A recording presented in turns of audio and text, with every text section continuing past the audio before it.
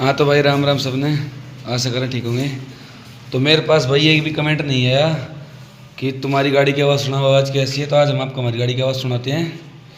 हमारी गाड़ी की आवाज़ कैसी है देखो। यह खड़े बनो शेर, और यहाँ में लगा दियो चाबी। यह चल गई मोटर घूम, है ना, न्यूट्रल है। अब करें स्टार्ट।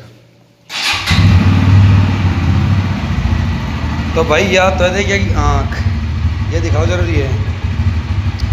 अब सुनाओ या की आवाज़।